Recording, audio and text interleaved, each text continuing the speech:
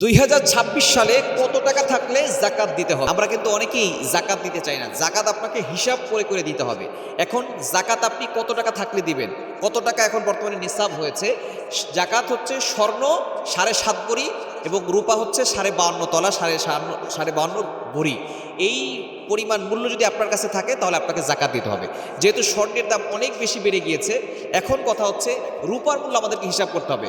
বর্তমানে রূপার একটা হচ্ছে 22 ক্যারেট আর হচ্ছে 18 ক্যারেট, এবং আপনি যেটা কিনবেন সেই দামে নয়, বর্তমান বাজার মূল্য, অর্থাৎ আপনার কাছে রূপা আছে, আপনি এখন বিক্রি করতে গেলে যেই দাম পাবেন সেই দামের মূল্য হিসাব করে তারপর আপনাকে জাকাত দিতে হবে।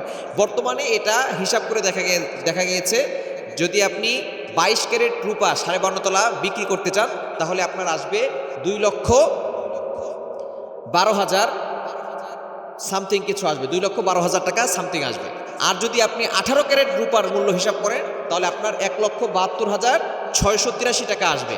সুতরাং এখন বর্তমানে যদি কারো কাছে 1,72,683 টাকা এই পরিমাণ টাকা এবং স্বর্ণ, রূপা এবং নগদ ক্যাশ এগুলো মিলিয়ে যদি তার কাছে থাকে তাহলে সে 40 ভাগের 1 ভাগ জাকাত দিবে।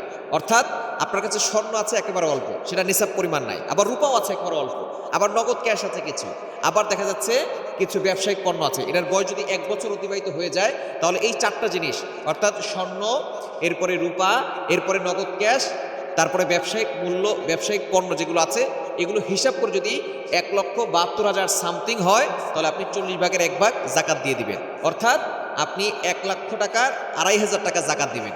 অনেকে মনে করে 2,500 টাকা জাকাত দিলে মনে আমার সম্পদ কমে যাচ্ছে। এই 2,500 টাকা জাকাত দিলে আপনার সম্পদ কমবে না। ওই 2,500 টাকা জাকাত দিলে বাকি 97,500 টাকার ভিতরে আল্লাহ পাক রব্বুল আলামিন এমন বরকত দিবেন, মানুষ 3 লক্ষ টাকার ভিতরে এরকম বরকত পাবে না। এজন্য অবশ্যই আমরা জাকাত দেওয়ার চেষ্টা করব, হিসাব করে জাকাত দেওয়ার চেষ্টা করব। তাহলে আল্লাহ পাক রব্বুল আলামিন এই জাকাত দেওয়ার মাধ্যমে আমাদেরকে নাজাত